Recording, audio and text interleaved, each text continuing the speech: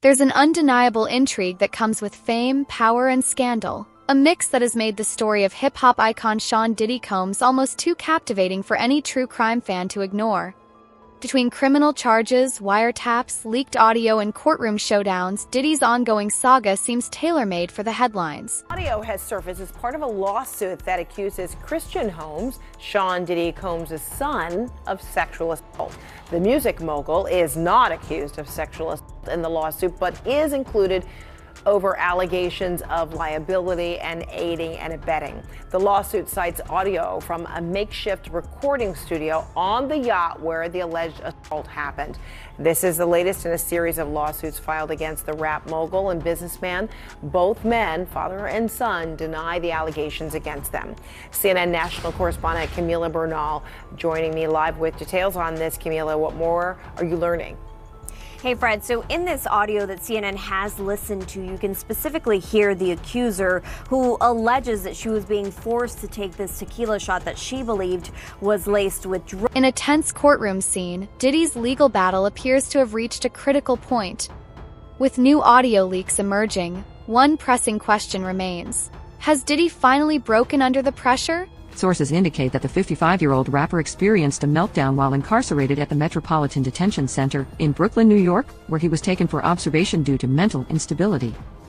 The music mogul, arrested in September on charges including racketeering, conspiracy, and trafficking, was reportedly hoping to secure bail by now. Spending the holidays behind bars was a nightmare for him, an insider told The Sun, noting that Combs managed to regain composure through meditation and deep breathing, although it took several hours to calm himself. Contrastingly, another source dismissed the meltdown claim, emphasizing that the father of 7 has remained resilient amidst serious allegations. A legal expert highlighted the significant disparity between Combs' previous lavish lifestyle and his current circumstances, stating the stark contrast. On the morning of September 16, 2024, the music mogul, known for shaping the industry, was arrested on serious charges, sending shockwaves throughout the entertainment world. The U.S. Justice Department unsealed charges against Combs on Tuesday that alleged he abused, threatened, and coerced women and others around him to fulfill his sexual desires, protect his reputation, and conceal his conduct.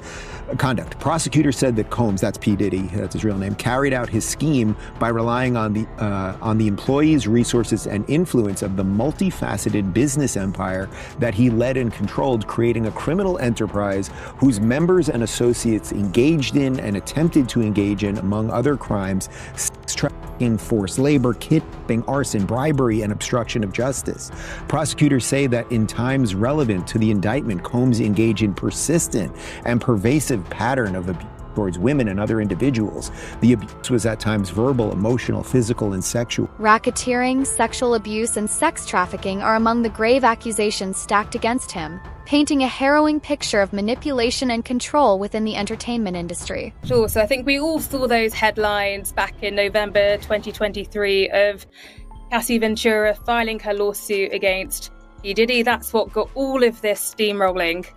And I've been following the case since then, and obviously we've seen in recent months there have been so many lawsuits against Diddy accusing him of drugging, and more than 40 of those, and a lot of them do date back to the 90s. So I've been looking into that area of his career in particular, trying to find out more about the makings of P. Diddy, or Puff Daddy as he was known back then, and trying to find out from people who used to work with him and people in his inner circle, were there potentially early warning signs about some of the allegations that we're seeing now? And as I mentioned, some of these allegations of drugging and assault do go right back to the start of his career in the 1990s. But it's not just the charges themselves that have captured attention. The steady flow of shocking revelations has only intensified public curiosity, feeding suspicions and raising new questions at every twist. We told you from the jump that baby oil was a big thing in the whole Diddy scandal, that the Fed seized 1,000 bottles of baby oil. And it is the thing that people have talked so much about because it was such a bizarre... It's so odd. And remember, we spoke with Mark Agnifilo, his lawyer, on one of our documentaries, The Downfall of Diddy, on Tubi. And we asked him about it. and he didn't quite know what to say about it. You know, He kind of made a joke he about kind of it. made a joke about it. Right. But now we know at least what one of the accusers in a civil lawsuit, A brand new accuser. a brand new one, is saying the purpose of the baby oil, and it's not what we thought. No, this accuser, who is filed as a John Doe, says that the baby oil was laced. A newly leaked audio recording has set social media ablaze, though its authenticity is still up for debate. Tape allegedly features Diddy, along with high-profile figures like Meek Mill and Beyoncé, discussing the accusations against him. Beyoncé's audio leak admits participation in Diddy's parties. Are these signs she was involved all along? Recently, an audio recording of Beyoncé was accidentally leaked, revealing that she not only admitted to frequently attending Diddy's parties, but also claimed that those who were harmed weren't entirely innocent. She stated that everyone who attended the parties did so voluntarily, insisting that no one was forced. She even suggested that any harm they suffered was ultimately their own doing. What's even more intriguing is the timing of the leak. Released at a pivotal moment during Diddy's trial preparations, many are questioning the motives behind this high-stakes audio drop. Now, the emergency hospital visit came just hours after federal prosecutors slapped him with a superseding indictment in his federal sex trafficking RICO case, adding 2 more victims and extending the time period for investigators from 2008 going back to 2004, meaning they have 4 more years in order to continue investigating possible additional allegations. Now, all of this taking place, as it seems, every week there's another docuseries or documentary being cranked out about Diddy, which criminal defense attorneys who try cases in the Southern District here at the federal courthouse tell me can possibly taint potential juries that are going to hear this case when it gets going in May. Now, he will be back in the criminal case here in this courthouse in about 2. Could this be the moment that cracks the mysterious persona of one of hip-hop's most powerful figures? P. Diddy leaves the Metropolitan Detention Center jail in Brooklyn. New reports say he was taken to the hospital for a few hours last week to get an MRI. We're just now learning about this, though, because Diddy was taken from the jail late at night, actually using the cover of darkness to keep his trip on the down low. What has now turned into one of the most gripping true crime stories of recent times, Diddy finds himself at the center of a legal battle that's challenging the very concept of celebrity power. The lawsuits against Sean Diddy Combs continues to stack up, and it should be no surprise at all who the latest batch is coming from. That, of course, being Texas-based attorney Tony Buzbee. Now, Buzbee made his mission clear back in October that his firm planned to file more than 100 lawsuits against the disgraced mogul. But now he's in a rush to meet a March 1st deadline. Why? Because that's the last day the law in New York allows victims of past sexual assault file civil lawsuits despite the statute of limitations being up. So let's break down the latest allegations. Now, we have to mention these accusers did not use their real names in the court filings. Instead, they are referred to as Jane or John Doe. In John Doe's complaint, he alleges he was drugged and sexually assaulted at an after-party in Los Angeles in 2015. Inside the federal court in Manhattan, this case is beginning to resemble a film script, with each new piece of evidence adding complexity to the mystery surrounding Diddy's legacy. Let's continue our attention to a major headline taking place in New York City and the pretrial hearing continuing on in this Sean Diddy Combs case. A pretrial hearing taking place some 138 days before trial. Let's be joined right now here on the ground in New York by Fox 5's Lisa Evers. Lisa, thank you so much for joining us here on Live Now from Fox. What can you tell us about what took place inside that courtroom today? Well, Andy, everything so far is going very smoothly, but you can be sure that's going to change in the months ahead as they get close to that May trial date. But Sean Diddy Combs got a break today from the dismal lockdown atmosphere of the Metropolitan Detention Center in Brooklyn by appearing here in federal court for this pretrial hearing. Although no conviction has been reached, the severity of the allegations, many dating back over 20 years, appears to be weighing heavily on Diddy's demeanor. So Sean Combs' legal team has just raised, I would say, a new issue, sort of new issue to the court, and we're going to address it right now. And it concerns, of all things, believe it or not, access to a laptop while he's in the Metropolitan Detention Center, the MDC, where he's currently locked up while he's waiting trial next year. And before I even go into the defense's letter, I said it was new, but really, this is an issue that has come up before. You see, Sean Combs' defense lawyers, they have argued that the conditions at the MDC make it incredibly difficult for him to properly review evidence in the case and prepare for trial. And yes, he has a constitutional right to prepare for his trial. But they have been arguing for quite some time that because of the incredible amount of material in this case, you really can't do it without a laptop. He needs a laptop to review everything. I mean, this is a massive case. Legal experts note that high-profile trials often lead to emotional outbursts, shifting public perceptions and adding an unpredictable element to the process. The latest charges, including 3 counts of trafficking and exploitation, cast a long shadow over his career. Other artists and executives at the label would request for women across the states to be flown into the studio for sex. And it wasn't uncommon to fly women in from around the country.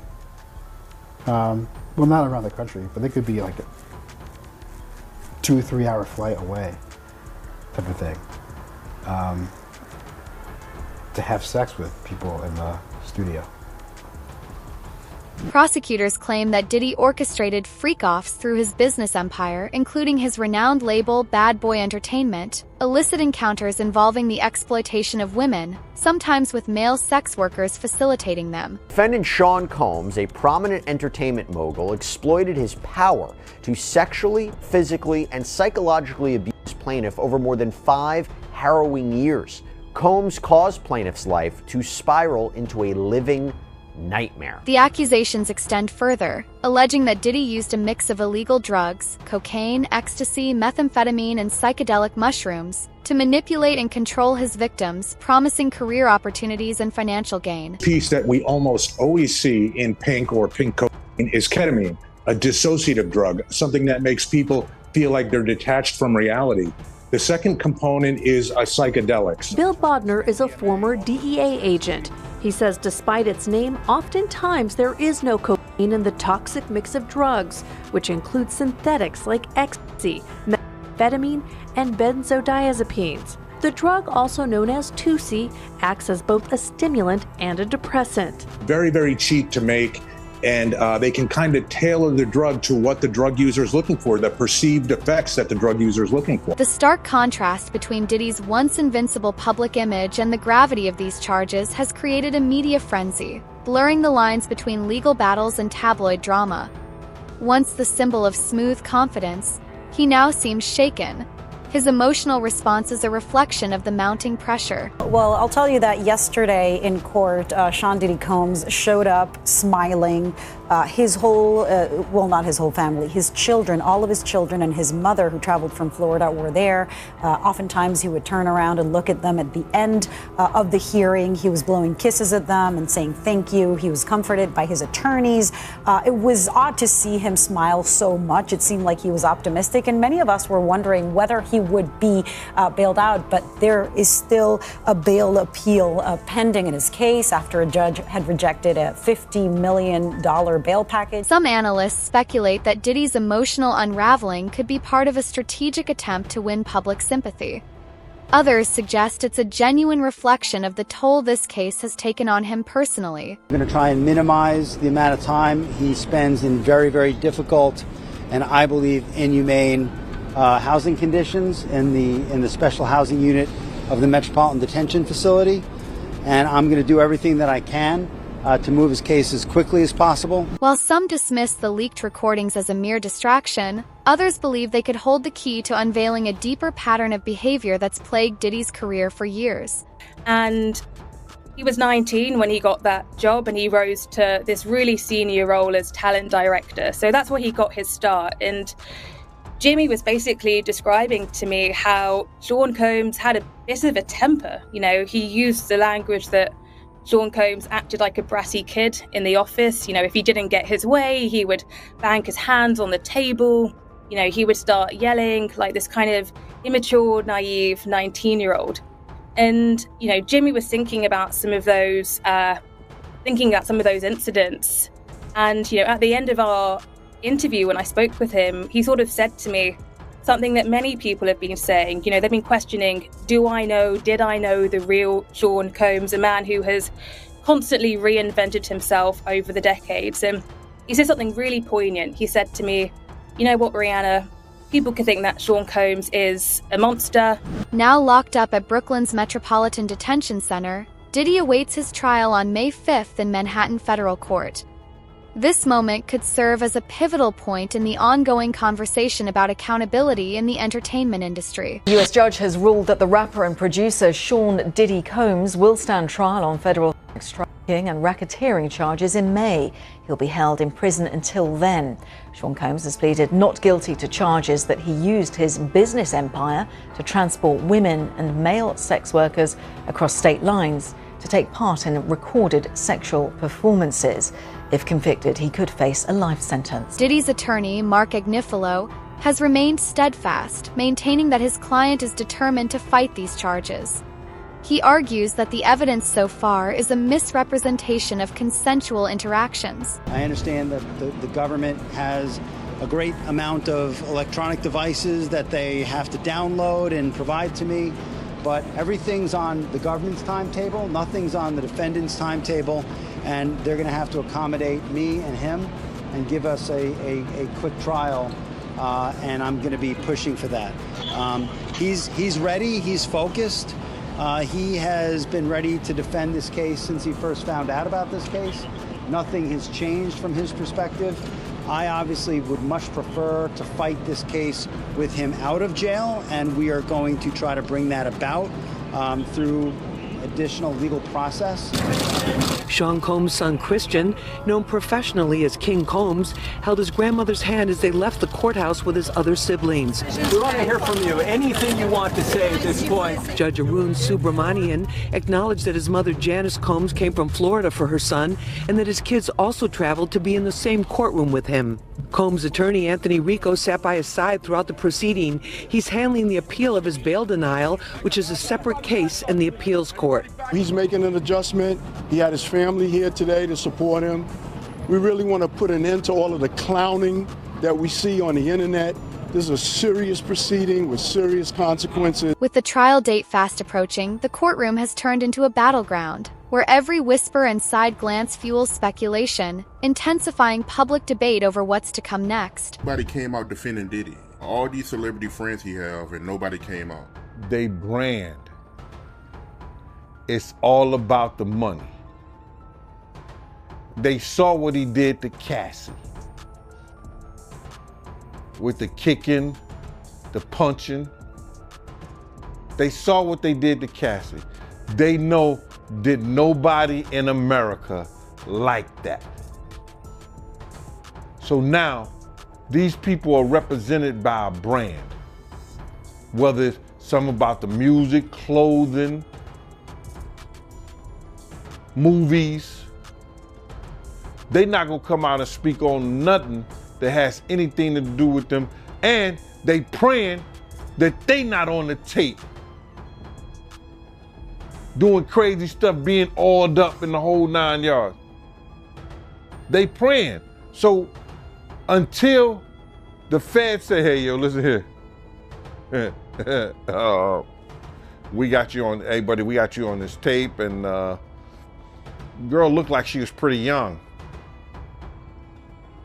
We're not gonna show it, but we need you to come and testify against Brother Love, P. Diddy, Puff Daddy, you know, Sean Combs. That's when they're gonna start talking, and they're not gonna be talking in his favor. When the feds come to them and show them what they got on tape, because if he had 250 tapes all over, 250 cameras all over the house, somebody got caught stealing a cookie out the cookie jar. It could be your favorite pastor. It could be your favorite politician. But they didn't think they was being watched. And Brother Love was watching. Yeah, I mean, TD Jakes, he haven't even came out and said anything. And him and Diddy was real cool. Amen. Amen. Yeah, man. And I know the people in the congregation over there is shaking in their boots because this man didn't let them probably, allegedly allegedly probably led them to damnation, because those people's hearts are gonna be broken if that man is seen on those tapes doing anything. Because people always put their faith in the pastor instead of putting their faith in God. And what they need to do is understand that he's just a man. And he has a history. It's not looking too good for him. So you feel like celebs are worried that they might be on tape? Oh, they know. That's why they ain't speaking up or saying nothing. Yeah, I was at a Diddy party, but I know I ain't do nothing. When you don't know somebody's taping you, when you don't know that somebody is videoing you in some kind of form or fashion, you got that alcohol, you got the drugs in you, they're a little loose, bruh. They let down all their inhibitions. The music is pumping. He said it himself. He got it so hot in there that you gotta take your clothes off. He said that himself, bruh.